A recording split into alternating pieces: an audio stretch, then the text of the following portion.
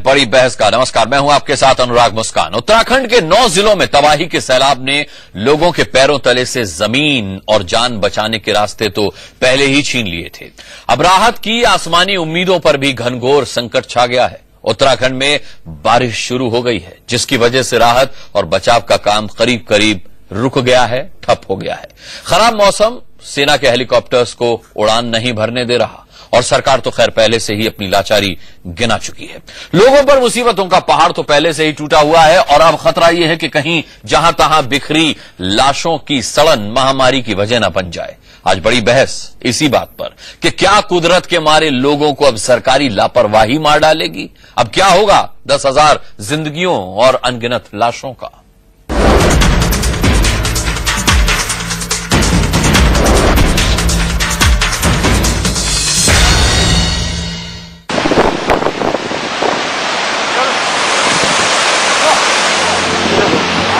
उत्तराखंड में सेना के जवान अपनी जान जोखिम में डालकर लोगों को बचाने में जुटे हैं।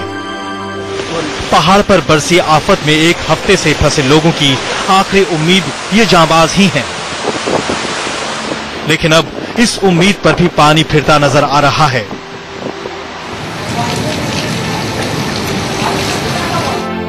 खंडहर में तब्दील हो चुके 4 धाम इलाके में राहत और बचाव का काम बारिश ने रोक दिया है। अब किसी की समझ में नहीं आ रहा कि आखिर पहाड़ों में फंसे करीब 10,000 लोगों को कैसे बचाया जाए। आसमान में आपको नजर आ रहे होंगे जो इस सहस्त्रधारा हेलीपैड से चॉपर निकले थे वो एक एक करके वापस आ रहे हैं। दरअसल मौसम काफी खराब है और वैसे भी मौसम विभाग ने ये सूचना दी थी, अलर्ट जारी किया था कि सोमवार के बाद मौसम कभी भी बिगड़ सकता है। राउंड द क्लॉक ये पूरा कवरेज अगर आप देख रहे हैं, उत्तरांचल के ऊपर क्लाउड कवर है जो कि अगले आने वाले मौसम के बारे में हमें चेतावनी दे रहा है।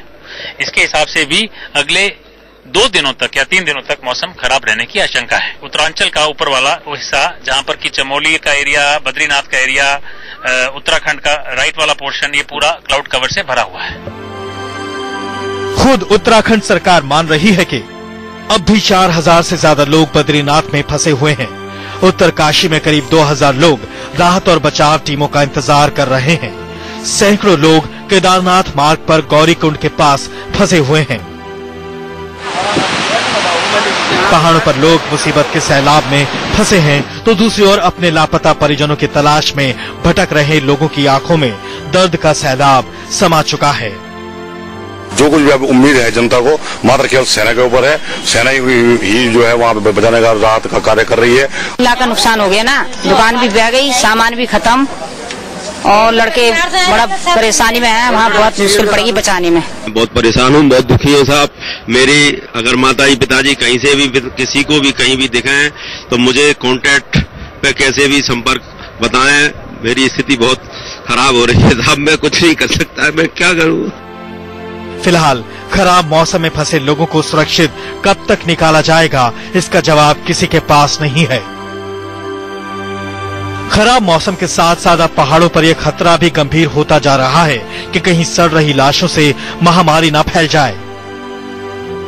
अब तक जिंदा लोगों तक ही नहीं पहुंच पाए सरकारी अफसर अब दावा कर रहे हैं कि मारे गए लोगों के अंतिम संस्कार का काम शुरू कर दिया गया है।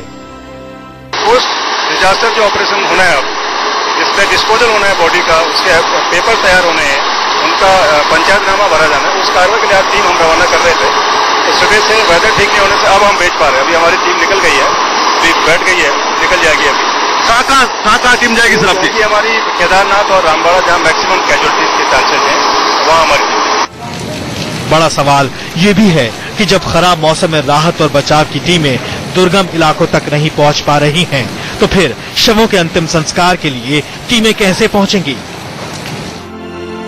सवाल ये भी है कि उत्तराखंड सरकार सभी शवों का अंतिम संस्कार कैसे कराएगी, जबकि यही पता नहीं कि कितनी जिंदगियां गंगा, अलकनंदा और भागीरथी में समा गईं और कितनी मलबे में दफन हो गई हैं। गवाह हूँ, बस स्टैंड के ऊपर करीब हर बस में ये लोग रजाई ओढ़े हुए हैं, बुजुर्ग लोग बैठे हुए हैं। किसी बस में 6 लोग, किसी बस में 10 लोग, किसी में, और हर बस में जिसको छुआ जाए वो गिर पड़ता था। वहाँ हर बस में किसी में 5 लाश है, किसी में 10 लाश है, किसी में 15 लाश है। 65 बॉडीज थी। कि एक इस प्रकार के हजारों लोगों का मरते हुए जो देखा, कहते हैं कि 60-70 सरकार कहती है कि आज मैं उतरा तो तब दुनिया की जानकारी मुझे मिली, कम से कम 15 से 20 हजार लोग मरे हैं केवल केदारखंड में, रामबाड़ा और उसमें।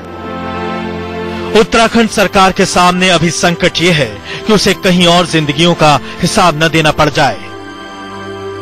सैलाब के बाद अपनी लाचारी गिनाती रही सरकार राहत और बचाव काम में तेजी लाने में नाकाम रही। आम लोग ही नहीं बल्कि उत्तराखंड में सत्ताधारी पार्टी के विधायक भी अब सरकार के निकम्मेपन को कोस रहे हैं। अभियान से लेकर स्वास्थ्य से लेकर जो भी सुख सुविधाएं सरकार के द्वारा राहत तौर पर पहुंचानी चाहिए थी वो नहीं पहुंच पा रही है, और कोशिश यही रहनी चाहिए थी कि भाई इन गांवों को, जिन गांवों को प्राथमिकता मिलनी चाहिए थी, वहां ना प्रशासन का ध्यान किया, ना ही चाहे हम हो या कोई अन्य जनप्रतिनिधि हो, उनका ईश्वर पर ध्यान किया। और तो और खुद उत्तराखंड सरकार के आपदा प्रबंधन मंत्री तक मान रहे हैं कि आपदा प्रबंधन में ऐसी ही बद इंतजामी होती रही तो तबाही तय है। हर वर्ष भूस्खलन होता है, तबाही मचती है, क्लाउड बस्ट होते हैं और ये लगातार सिलसिला जारी है। अगर हमने कोई नीति नहीं बनाई, हमने कोई ठोस कार्य योजना तैयार नहीं की या हमने कोई इसमें पहल नहीं की या हमने इसको गंभीरता से नहीं लिया तो निश्चित रूप से इसके परिणाम आने वाले समय में गंभीर हो सकते हैं। मंत्री जी, आपदा प्रबंधन की नीति बनाने का वक्त ये नहीं है, ये वक्त है लोगों की जान बचाने का, लोगों तक राहत पहुंचाने का। लेकिन खुद की लाचारी गिनाने में व्यस्त सरकार से ये हो पाएगा, अब इस पर यकीन नहीं होता। सरकार अगर इतनी ही सचेत होती तो बारिश का नया दौर शुरू होने से पहले ही लोगों को बचाने में जुटती और तब शायद लोगों को यूं भगवान भरोसे न रहना पड़ता। नवीन उनियाल और लखनऊ में राधेश्याम दीक्षित के साथ मिथिलेश, देहरादून, इंडिया न्यूज। चलिए बड़ी बहस की शुरुआत करते हैं। मैं एक इंट्रोडक्शन दे दूं, आज हमारे साथ इस चर्चा में कौन कौन शामिल होंगे। कुछ ही देर में हमारे साथ सुरेंद्र सिंह नेगी जो कि उत्तराखंड के हेल्थ मिनिस्टर हैं, ये जुड़ेंगे। हमारे साथ बीजेपी से सुधांशु मित्तल इस वक्त दिखाई दे रहे हैं, जुड़ चुके हैं। हमारे साथ स्टूडियो में कर्नल यूएस राठौर हैं, आप डिफेंस एक्सपर्ट के तौर पर अपनी राय रखेंगे। हमारे साथ पूनम खन्ना और वंदना बहल स्टूडियो में मौजूद हैं जो कि इस आपदा को झेलकर किसी तरह अपनी जान बचाकर आ पाए हैं। हमारे साथ गोमती यादव हैं जो कि समाजवादी पार्टी से एमएलए हैं, इन्होंने भी वो आपदा अपनी आंखों से देखी है और जैसे तैसे ये जान बचा करके आए हैं। सबसे पहले सवाल तो मैं सुरेंद्र सिंह नेगी जी से करता अगर वो होते, लेकिन सुधांशु मित्तल जी, सबसे बड़ा सवाल ये है कि आपदा के 3 दिन बाद ही हरक सिंह रावत जी ने मान लिया था कि सरकार नाकाम रही है किसी भी तरह से 100% रेस्क्यू लोगों तक पहुंचाने में।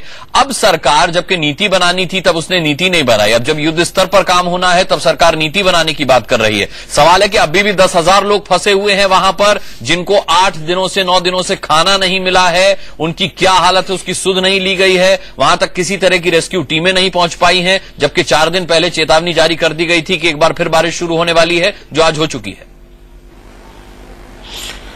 अनुराग जी, सबसे पहले तो मेरी श्रद्धांजलि मृतकों के प्रति और उनके परिवार को मेरी संवेदना। भगवान उन सबकी आत्माओं को शांति दे। एक राष्ट्रीय त्रासदी इस देश को देखनी थी, बहुत दुर्भाग्य की बात है। मैं आज के दिन, क्योंकि इतनी बड़ी एक विपदा पड़ी है, मैं किसी तरह का कोई राजनीतिक बयान या कोई दोषारोपण में नहीं लगना चाहता। मैं कुछ चीजें सबके सामने लाना चाहता हूं जो व्यवस्था का प्रश्न है। मुझे लगता है हमारे देश में मानव जीवन का, हमारे सिटीजन्स का कोई कीमत नहीं है। हमारे नागरिकों का जीवन जो है वो सिर्फ नंबरों तक सीमित के रह के गया है।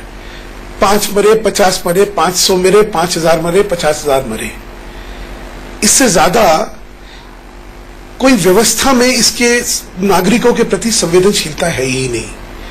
मैं दूसरे देशों को देखता हूं कैसे कैसे एक एक जिंदगी को बचाने के लिए कितनी सोच और कितनी दृढ़ निर्णय रहता है, दृढ़ शक्ति के साथ वो लोग लगते हैं। ये हमें इनसे सबक लेनी चाहिए। आज जो कुछ भी हुआ, क्या ये एक ऐसी चीज है जिसकी हम लोग कल्पना नहीं कर सकते हैं क्या? और जो आज कुछ हुआ, आज के मॉडर्न साइंस के जमाने में, क्या इसमें बहुत कुछ से हम लोग राहत पा सकते थे, नहीं पा सकते थे? मैं 2-3 चीजों का ध्यान सारे लोगों का दिलवाना चाहता हूं, क्योंकि थोड़ा बहुत इसके बारे में मुझे ज्ञान है।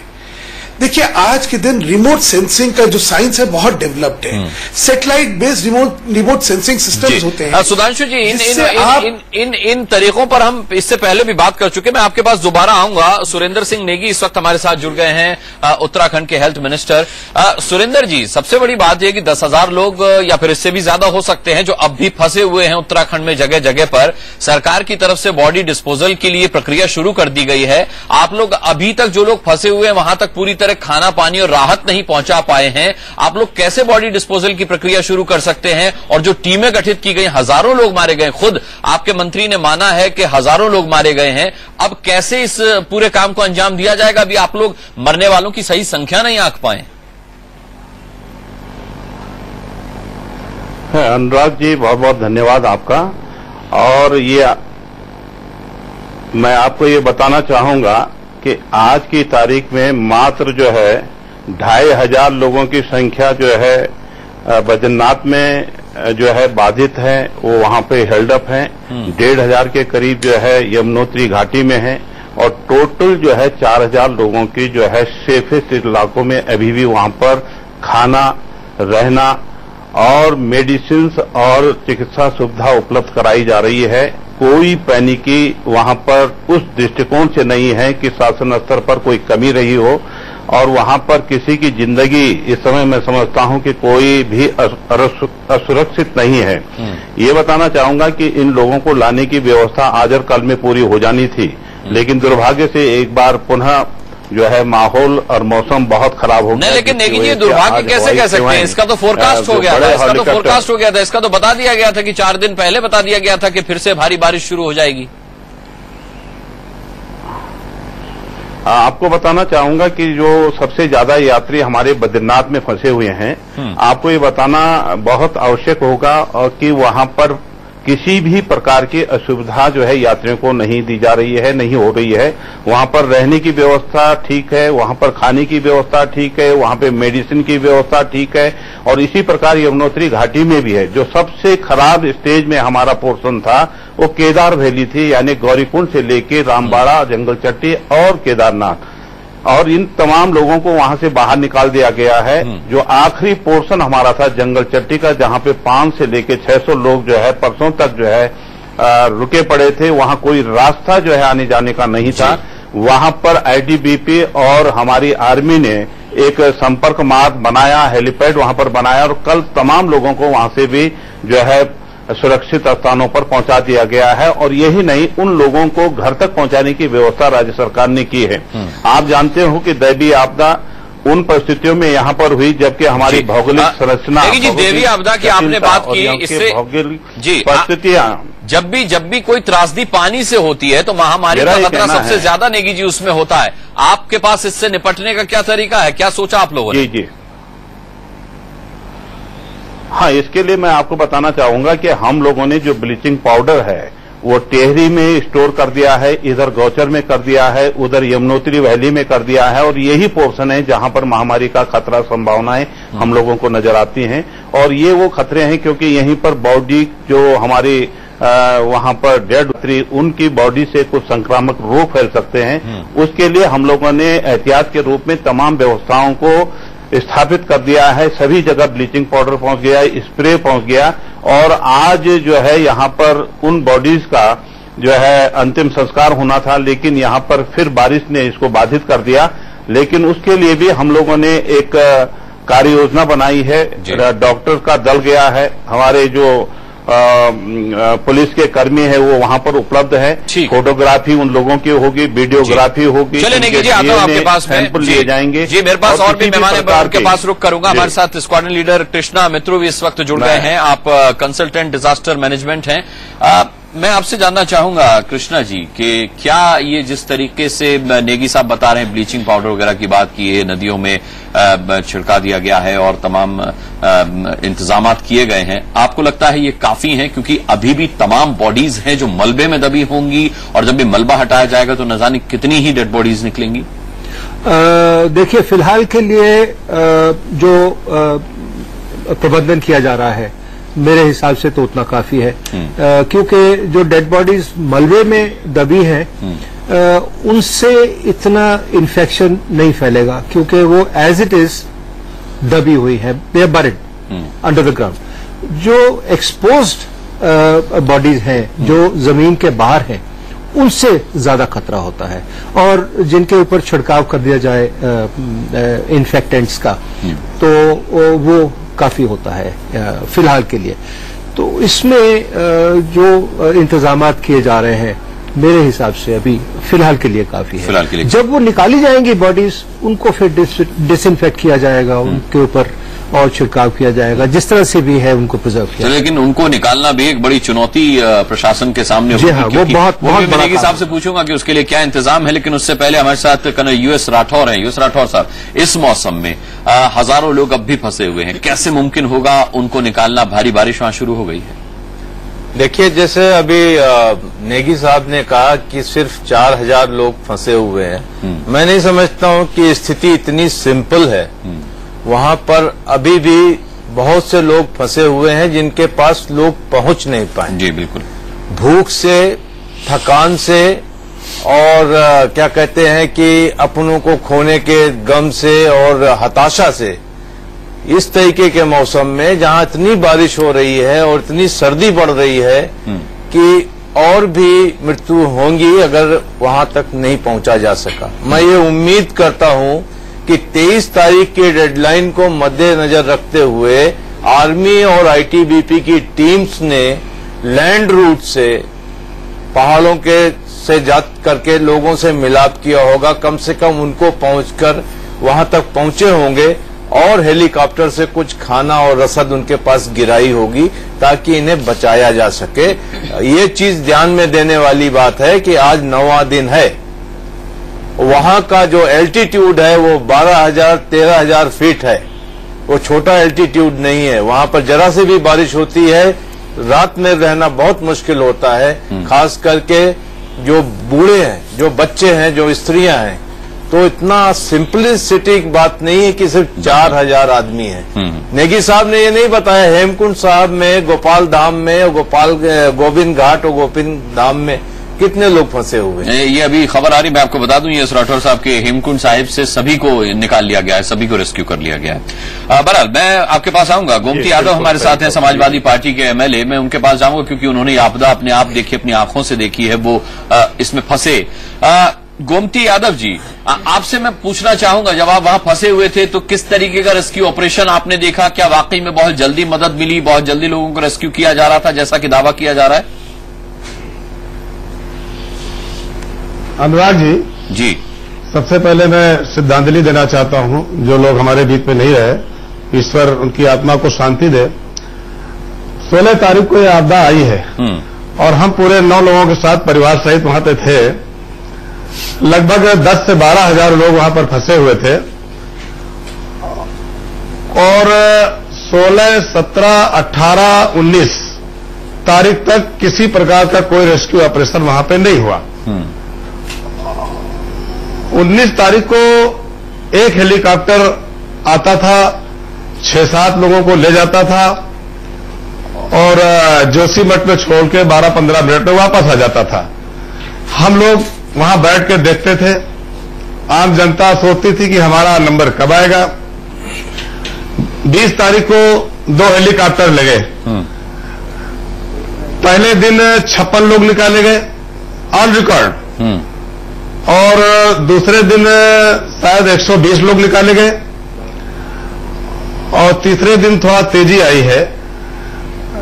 उस दिन भी लगभग 160 के आसपास लोग निकाले गए और चौथे दिन मुझे लगता शायद 22 या 23 तारीख में जो बड़े चापड़ होते हैं जो आर्मी के, जिसमें 30-35 लोग बैठ जाते हैं, उन लोगों ने 15-15, 20-20 चक्कर लगाए तो 500-700 लोगों को निकाला था। और वहां पर जो भी अभी तक हेल्प की बात हुई है, लोगों को निकालने की बात हुई है, वो आर्मी ने किया है जी। प्रशासन ने कुछ नहीं किया। प्रशासन ने कुछ नहीं किया। चलिए, मैं लौटूंगा आपके पास। हमारे साथ 22 तारीख को एक भी पैकेट नहीं गिराया गया पूड़ी का। बिल्कुल, एक भी पूड़ी का पैकेट नहीं गिराया गया। नेगी जी को जानकारी नहीं है, वहां कोई मदद हुई नहीं है, किसी प्रकार की कोई हेल्प नहीं है। वहां नेगी जी को अगर कह रहे हैं कि खाने की व्यवस्था है, खाने की व्यवस्था है ही नहीं है। वहां अगर व्यवस्था करना है तो सबसे पहले मिट्टी की तेल केरोसिन की व्यवस्था करें, डीजल की व्यवस्था करें जी। वहां भंडारों में खाने की व्यवस्था है, ठीक है, लेकिन आप मिट्टी का तेल अगर नहीं देंगे तो कैसे वहां पे भंडारा चलेगा। ठीक है गोमती जी, आता हूं आपके पास। पूनम खन्ना जी, मैं आपसे जानना चाहूंगा, आप जहां फंसी थी, जो मंजर आपने देखा, कितने लोग मारे गए होंगे और कितने लोग बीमार होंगे आपके हिसाब से वहां? मेरे फादर इन लॉ वहाँ पे फंसे हुए हैं एक्चुअली जी। अब भी फंसे हुए हैं? अभी भी वहीं पे ही है, उनका कोई मैसेज नहीं है, कोई फोन कुछ नहीं है, किसी तरह से कोई कांटेक्ट नहीं हो पा रहा है। अच्छा, आप खुद वहां मौजूद नहीं थी? नहीं, मैं नहीं थी खुद जी। वंदना जी, आप वहां मौजूद थी? मैं श्री लीला कृष्ण जी की सबसे बड़ी बेटी हूँ। वो 10 जून को गए थे और 16 जून को मेरी दोपहर में 1:35 पर बात हुई है, जिसमें उन्होंने हमें यही कहा है कि हम लोग दर्शन कराए हैं, मेरा एक साथी जो है वो बीमार हो गया है, मैं उसको पालकी पर लेकर पीछे पीछे पैदल जा रहा हूँ। और जबकि उस दिन फादर्स डे था, मैंने उन्हें फादर्स डे विश करने के लिए फोन किया था, पर मेरी ये बात ही आगे नहीं हो पाई। इतना कहकर उन्होंने बस इतना कहा कि बहुत हम परेशानी में हैं और फोन काट दिया। और आज सुबह करीब 10:28 पर और 10:52 पर देहरादून से मेरे जो भाई उनको ढूंढने के लिए गए हुए हैं, उनके फोन नंबर पर बेल गई है और वही लेकर वो एयरटेल के ऑफिस में गए हैं। पहले तो उन्होंने काफी टाल मटोल किया है, फिर हमें 4 घंटे का टाइम देकर उन्हें बताया है, पर अभी तक हमें वहां से कोई रिस्पांस नहीं मिला जी। मैं यही कह रही हूँ कि वो हमारे साथ कोऑपरेट करें और हमें बताएं कि वो जो फोन की जो बेल गई है वो कहाँ से गई है। बिल्कुल। मैं आपसे नेगी जी पूछना चाहूंगा, सुरेंद्र सिंह नेगी जी, ऐसे लोगों की मदद के लिए क्यों नहीं कुछ प्लानिंग की गई? अभी तक लोग खुद अपने स्तर पर ढूंढ रहे हैं अपनों को।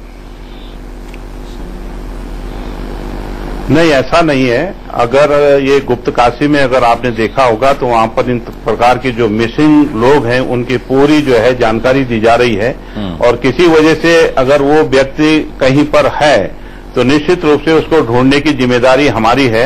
लेकिन मैं आपको ये बताना चाहता हूं कि मैं दोबारा इसको रिपीट करना चाहता हूं, जो सबसे डेंजरस और क्रॉनिक जोन जिसकी अभी जो है सम्मानित सदस्य भी बात कर रहे थे, गौरीकुंड से लेके रामबाड़ा, गरुड़चट्टी और केदारनाथ वैली में कोई भी व्यक्ति इस समय वहां पर नहीं है।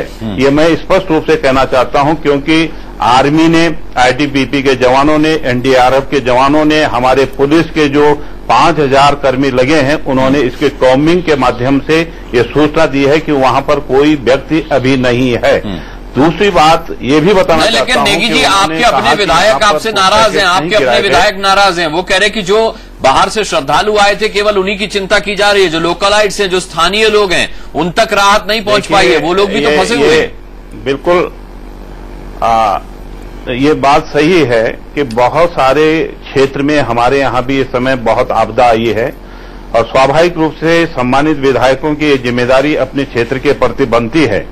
उनको स्वाभाविक रूप से इस समय उस तेजी से जो कि उनको राहत दी जानी चाहिए, उनके क्षेत्रों पे तवज्जो दिया जाना चाहिए था, वो शायद इसको अपेक्षाकृत कम आंक रहे हैं, क्योंकि इस समय जो मेन फोकस है लोगों के जीवन को बचाना हमारा प्राइम लक्ष्य है। ठीक है, और उनको उनके गंतव्य स्थान तक भेजना हमारी जो है पूरी जिम्मेदारी है।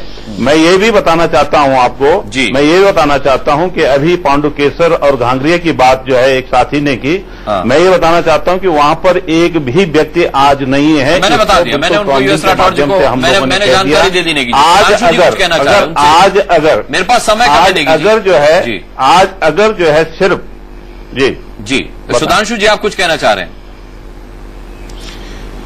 मंत्री जी, मैं कहना चाहता हूं कि आप तो चाहेंगे कि हम लोग इस बात का विश्वास रखें कि सब कुछ सामान्य है और सब कुछ हो चुका है, लेकिन स्थिति ऐसी है नहीं। अफसरों की रिपोर्ट पे सारी सामान्य स्थिति हो गई है, इस पे भरोसा करके हम शायद खुद को अपने आप को गुमराह न कर ले। मेरा तो सिर्फ ये निवेदन है। मैं इसलिए कह रहा हूं कि मेरी भी कुछ व्यक्तिगत जानकारी है, क्योंकि एक मेरे बहुत करीबी रिश्तेदार इस आपदा में फंसे हुए हैं। वो पिछले 7 दिन से 8 दिन से उनका कुछ पता नहीं है, और कोई सूरत में समझ ही नहीं आ रहा कि कहां से जानकारियां मिल सकती हैं। लेकिन मैं व्यक्तिगत बात नहीं करना चाह रहा हूं। मैं सिर्फ कह रहा हूं, अभी मैंने कहा दोषारोपण तो बाद में करेंगे, किसकी क्या कमी रही क्या नहीं हुआ वो सब बाद में करेंगे। थोड़ा सा सारी चीज सामान्यता सब ठीक है और सब हो गया, इस मानसिकता को ना करके ये चिंता करें कि अगर इतने लोग लापता हैं तो कहीं शायद हमारी जानकारियां गलत हो रही हैं, और उनको ढूंढने का जो प्रयत्न जिस डिटर्मिनेशन से होना चाहिए उसकी ओर ध्यान देंगे तो शायद कुछ और बहुमूल्य जीवन जो है वो बच सकते हैं। मैं पूछ लेता हूं, इस देश का एक एक नागरिक का जीवन जी हमारे लिए बहुत बहुमूल्य है। बिल्कुल। नागरिक लोग जो है संख्या नहीं बन सकते, 5000, 5004, 5008 नहीं हो सकते जी। एक भी अगर जिंदगी बच सकती है तो हमें बचाने का हमारा धर्म है। और इसीलिए मैं कहना चाहता हूं कि जितनी अभी मदद और जितनी मुस्तैदी से ये होना चाहिए, थोड़ी सी उसमें कहीं कमी है। मैं बड़ा आदरपूर्ण और बड़ी संवेदनशीलता से कहना चाहता हूं कि कृपा व्यक्तिगत तौर पे इसका अगर ध्यान दे देंगे तो शायद कुछ और जीवन बच जाएंगे। जी कृष्णा मित्रू जी, मैं आपसे पूछना चाहता हूं अब क्या किया जा सकता है, क्योंकि देखिए वहां पर अब मौसम की मार है, एक बार बारिश फिर शुरू हो गई है, अब बाकी जो वो लोग फंसे हुए हैं, क्या मुमकिन है कि उन्हें जल्द से जल्द बचाया जा सके? मौसम को देख के मेरा सिर्फ एडवाइस या सजेशन सबके लिए ये है कि एकजुट होकर काम करें, डिफरेंस ऑफ ओपिनियन ना हो, और मल्टीप्लिसिटी। वो तो गृह मंत्री ने मान लिया सर कि वो टीमों में कोऑर्डिनेशन की कमी थी। मल्टीप्लिसिटी ऑफ कमांड नहीं होनी चाहिए।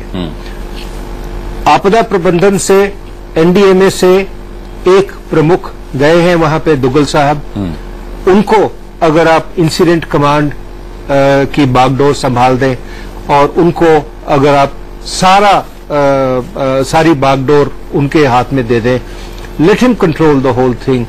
फौजी लगे हैं, आईटीबीपी वाले लगे हैं, बाकी एनडीआरएफ वाले लगे हैं, उनको रेस्क्यू एंड रिलीफ का काम करने दें तो काफी हद तक रिलीफ पहुंच सकेगा लोगों को। निस्बत के हम वन अप मैनशिप दिखाने की कोशिश करें, लेकिन वो नहीं होना चाहिए। लेकिन यूएस राठौर साहब, ये तो पहले किए जाने वाला काम था। ये तो पहले, जैसे गोमती जी ने भी बताया कि एक दिन 15 तो दूसरे दिन 30 फिर 62, इस तरीके से राहत के काम में सुस्ती के साथ आगे बढ़ा है प्रशासन और सरकार। जो भी कुछ किया वो आर्मी ने जब अपने हाथ में बागडोर ले लिए हो उसके बाद इस राहत के काम में तेजी आई है। लेकिन अब आर्मी भी क्या करे, वहां बारिश हो रही है, मौसम खराब है। देखिए, प्राकृतिक आपदाएं उत्तराखंड के लिए नई नहीं है।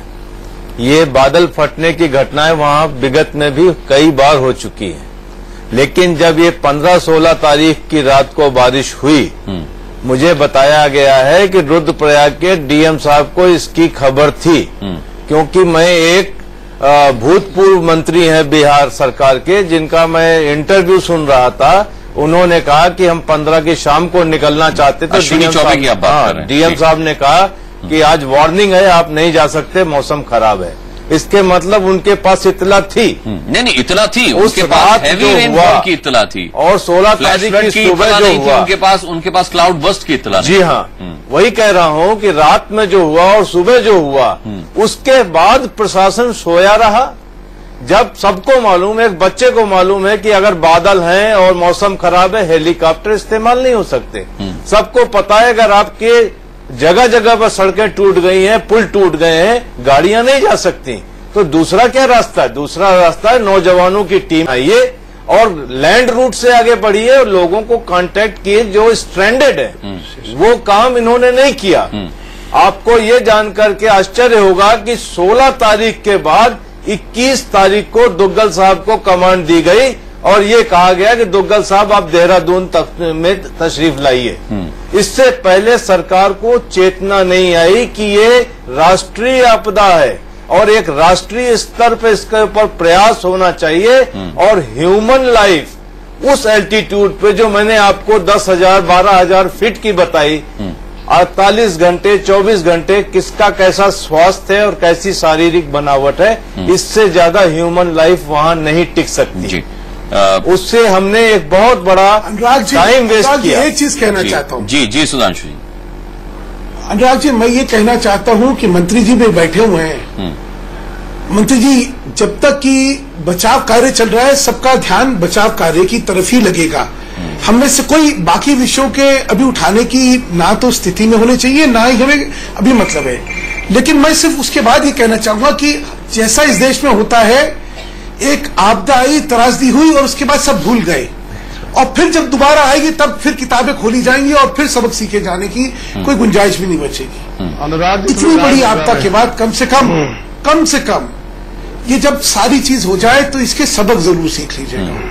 कहाँ टेक्नोलॉजी हमें यूज करके बचाना चाहिए था, एडवांस वार्निंग सिस्टम्स होने चाहिए थे जो हमने नहीं करे, और क्यों नहीं करे, कौन जिम्मेदारी, ये सारी चीजें वो तो बात की चीज है सुधांशु जी, वो तो बात की चीज है। नेगी जी से मौजूद सवाल मैं पूछ लेता हूँ। नेगी जी, इतने टनों मलबा हटाने का और उसके नीचे जो बॉडीज दबी उन्हें निकालने का इंतजाम क्या है? मुझे लगता नहीं कि ये भी इंतजाम सरकार के पास होगा।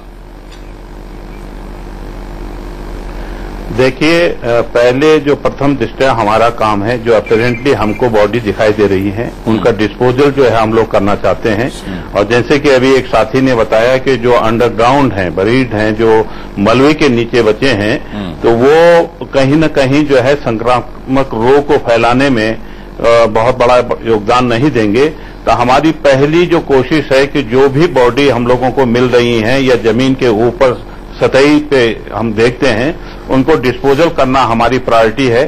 स्वाभाविक रूप से जैसे ही हम इसको पूरा कर लेते हैं तो जो अंडरग्राउंड जिसकी संभावनाएं काफी हैं, तो उनको भी युद्ध स्तर पर किया जाएगा, लोगों की बॉडीज का डिस्पोजल किया जाएगा। लेकिन इस समय हम लोग ब्लीचिंग पाउडर स्प्रे के माध्यम से उनको डिस्पोजल करने का प्रयास कर रहे हैं। एक बार फिर दोबारा मुझसे कहा गया है कि अब भी बॉडी, अब भी लोग वहां पर जीवित हो सकते हैं। सवाल और है कि जो मलबे में दबे हुए, एक मिनट मैं बता दूं आपको। मैं समझ गया क्या, जो मलबे में दबे हुए हैं तो फिर उनके परिवारों को कब तक भटकना पड़ेगा इस उम्मीद में कि उनके अपने की कोई खबर मिले, ये पता चले कि वो जिंदा भी हैं या इस दुनिया में नहीं है? वो कब तक भटकेंगे? अनुराग, जो जिंदा है, मैं इतना बताना चाहता हूं आपको कि बहुत बड़ा एक क्षेत्र है, 14 किलोमीटर का क्षेत्र है, और जहां पर आवागमन के भी बहुत ज्यादा साधन नहीं है। और जो कौम मतलब लाचार है आप, मतलब लाचार है आप ये कह रहे हैं, आप लाचार हैं। आईटीबीपी ने नहीं, लाचार कुछ भी नहीं है, हम लोग बिल्कुल मुस्तैद हैं। पहली प्रायोरिटी हमारी थी कि जीवित लोगों को कैसे उनके गंतव्य स्थानों तक पहुंचाया जाए। उस मिशन में हम लोग गोमती यादव जी की बात आपने सुनी, कामयाब हो गए हैं। गोमती यादव जी की बात आपने सुनी कि जो लोग जिंदा हैं आपकी सुस्ती में, वो लोग भी अपनी जान से चले जाएंगे, ये उन्होंने सवाल उठाया है। नहीं है कोई ऐसा व्यक्ति। मैं गोमती यादव जी से विनम्र निवेदन करना चाहता हूँ। गोमती यादव जी से सुन लेता हूँ, क्या कहना चाह रहे हैं गोमती जी? अभी पहले मेरी बात पूरी, मेरी बात पूरी सुन ले आप प्लीज। मेरा सिर्फ ये कहना है कि कोई भी ऐसा व्यक्ति अभी नहीं है जो कोई डेंजरस जोन में है, जिसके जीवन खतरे में हो। लेकिन हमारे पास सिर्फ खाना नहीं मिला तो वो कितने भी सेफ जोन जो बद्रीनाथ में, वो डेंजर जोन में ही है सर। मैं बता तो रहा हूँ कि आपदा की ऐसा कोई भी व्यक्ति नहीं जी। हम मानिए अनुराग जी, मैंने जो वहां 9 दिन में देखा है, देखिए ये कोई राजनीतिक बात नहीं है। पूरा देश, पूरा समाज सब साथ खड़ा है उत्तराखंड के साथ में। नंबर 1, सारे प्रदेश के लोग वहां मदद करना चाहते हैं। सारे प्रदेशों को मदद प्रदेश सरकार को लेनी चाहिए। उत्तराखंड को अगर कोई प्रदेश सरकार प्राइवेट हेलीकॉप्टर अपना देना चाहता है, उस हेलीकॉप्टर की लैंडिंग की अनुमति वहां पर देनी चाहिए।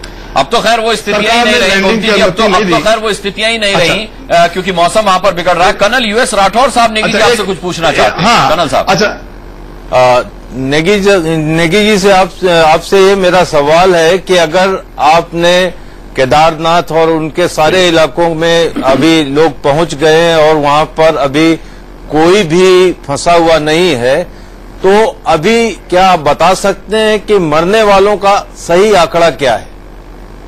अगर हर जगह रेस्क्यू टीम पहुंच गई है और जीवित लोगों को निकाला जा चुका है, तो क्या सही आंकड़ा है आज की तारीख में इस त्रासदी में कितने लोग मरे? 22 तारीख को अनुराग जी 10,000 लोग थे बद्रीनाथ में। मैं देखिए 22 तारीख को जो हमारे पास बॉडी रिकवर हुई हैं, एक मिनट सुन लीजिए जी। देखिए ये आंकड़े हर आदमी अपने अपने ढंग से आंक रहा है। मैं उन बातों को आपके संज्ञान में लाना चाहता हूं कि हरिद्वार में 19 बॉडी रिकवर हुई, एक बॉडी की शिनाख्त हुई, उसके परिजन को दे दिया गया, बाकी 18 लोगों का डिस्पोजल कर दिया गया। और अभी जो बॉडी हम लोगों को प्रथम दृष्टिया या अपेरेंटली या नेकेड आई से जो दिखाई दे रही हैं वो 100 के लगभग हैं, जो कि आपके अगस्त मुनि से लेके चंद्रापुरी से होते हुए केदारखंड और जो है बद्रीनाथ तक हैं। वो लगभग 100 बॉडी होंगी जिनके डिस्पोजल की कार्रवाई की जा रही है। इसके अतिरिक्त कोई भी जीवित व्यक्ति अभी वहां उस क्षेत्र में नहीं है। मैं दोबारा से इसको रिपीट करना चाहता हूं, इसमें पैनिकी की आवश्यकता नहीं है। हम भी समझते हैं कि प्रत्येक इंसान की कीमत है और हमारे लिए वो बेशकीमती है। उत्तराखंड की धरती में अगर वो एक श्रद्धा के भाव से आया, धार्मिक प्रवृत्ति से आया, इस देवभूमि में आया, तो ये हमारी नैतिक जिम्मेदारी बनती है कि उसके जीवन की सुरक्षा करना हमारा धर्म बनता है। तो इस प्रकार मेरा ये कहना है कि कोई भी व्यक्ति केदारनाथ वैली में जो है नहीं है। जितने भी लोग कृष्ण मिश्र जी, मेरी बात सुन लीजिए। मैं अभी तीन चार दिन जो है गौचर में रहा हूँ, ठीक है, वहाँ मैं समझ गया जी। और अगर यहाँ पर सिर्फ लोग हैं तो बद्रीनाथ में यमुनोत्री घाटी में है, जहाँ पर किसी भी प्रकार की असुविधा उन लोगों को नहीं है। ठीक है कृष्ण मिश्र जी, एक क्लोजिंग कमेंट। क्लोजिंग कमेंट ये है कि अभी जैसे सुधांशु मित्तल जी ने कहा, बहुत इम्पोर्टेंट इशू है लेसन्स लर्न्ड। राठौर साहब ने भी कहा कि हर साल हर बार आपदा आती है हमारे देश में। कभी क्लाउड बस्ट होता है, नदियां उफान पे आ जाती हैं, साइक्लोन्स आते हैं, भूचाल आते हैं। लेसन्स लर्न्ड हम कभी नहीं देखते हैं। उसके अलावा actions taken on lessons learned वो कभी नहीं होता। अगर कोई एक्शन लेना चाहिए किसी के ऊपर, जैसे कि इस दफा हुआ है कि हाँ माना गया है प्रशासन ने कि गलतियां हुई। हर बार होता है, गलती तो हुई नहीं किसी से, चलो इस दफा गलतियां हुई, माना गया। क्या कोई एक्शन लिया जाएगा किसी के ऊपर? कोई छोटा अधिकारी है या बड़ा अधिकारी है, वो कोसी रिवर का बांध उसमें ये कह दिया जाएगा कि प्राकृतिक आपदा है, इसका दोष हम किसी के सिर नहीं मर सकते। सबक लेकर आगे काम करने की बात अलग है कृष्णा जी। अभी इस वक्त भी सरकार जिस तेजी के साथ हरकत में आनी चाहिए थी, उस तेजी के साथ हरकत में नहीं है। हम उम्मीद करते कि बाकी जो लोग हैं वो बचा लिए जाए, जो गुमशुदा हैं उनके बारे में सरकार कुछ कहने लायक हो पाए। अनुराग जी, मैं कुछ राय देना चाह रहा हूं बद्रीनाथ के लिए। बड़ी खराब स्थिति है जी बद्रीनाथ के लिए। बोलिए। बद्रीनाथ में कल तक एक भी पौड़ी का पैकेट नहीं गिराया गया। कोई खाने की व्यवस्था नहीं, मिट्टी का तेल नहीं, केरोसिन नहीं, कल तक की कोई व्यवस्था नहीं थी। और आज दिन भर में अगर हो गई हो, मैं किसी के ऊपर दोषारोपण नहीं कर रहा हूं, लेकिन इस समय सच्चाई की ओर हम लोग जाएं। वहां बसों में जो बस स्टैंड पे बसें खड़ी हैं, बस में पर डे 5 से 7-8 आदमी मर जा रहे हैं। कंबल ओढ़ के रात में सोए, सवेरे मृत मिल रहे हैं। ये रिपोर्ट सरकार को है कि नहीं? वहां कोई एडमिनिस्ट्रेशन का आदमी नहीं है, ना एसडीएम है, ना तहसीलदार है, किसी के आवाज कुछ है ही नहीं है। खाने का एक दाना वहां पर नहीं। यही हम नेगी जी को समझाना चाह रहे थे गोमती जी, यही हम नेगी जी को समझाना चाह रहे थे कि आपकी प्राथमिकता केदारनाथ थी कि वहां से लोगों को जल्द से जल्द रेस्क्यू किया जा सके। लेकिन अगर बद्रीनाथ में 9 दिन बाद भी पूड़ी का एक पैकेट नहीं गिरा है, तो बद्रीनाथ में जो लोग जिंदा हैं उनकी स्थिति भी वही हो गई जो केदारनाथ के लोगों की थी, जो अब मरे कि तब मरे। बहरहाल हम उम्मीद करते हैं कि सभी लोगों को आपको बताना चाहता हूं करा लिया जाए। वहां पे पूरी के पैकेट नहीं गिराए जा रहे हैं। मैं आपको बता देता हूं, वहां पर जो मंदिर समिति है उसके जिम्मेदारी ये दी गई है कि जितने भी लोग हैं उनको खाना फ्री खिलाएंगे। तमाम जो होटल हैं उनको निर्देश दिए गए हैं डीएम के माध्यम से कि वो खाना खिलाएं, उसका बिल जो है शासन पे करेगा। वहां पर अगर आप देखेंगे, अगर आप ही ने लाइव दिखाया है, आज दिन में मैं भी देख रहा था, तो वहां पर किसी के चेहरे पे मतलब भूखमरी के जो है चेहरे रिफ्लेक्ट नहीं कर रहे थे। वहां पर सिर्फ पैनिकी थी तो अपने घर तक पहुंचने की। चलिए आपसे उम्मीद भी यही थी। गलत ढंग से बहुत बहुत धन्यवाद आपका। बहुत बहुत धन्यवाद गोमती जी को ये जानकारी देने के लिए और दर्शकों को ये जानकारी देने के लिए बहुत बहुत शुक्रिया। बड़ी बहस में आज वक्त यहीं तक है। सभी का हम बहुत बहुत शुक्रिया करेंगे।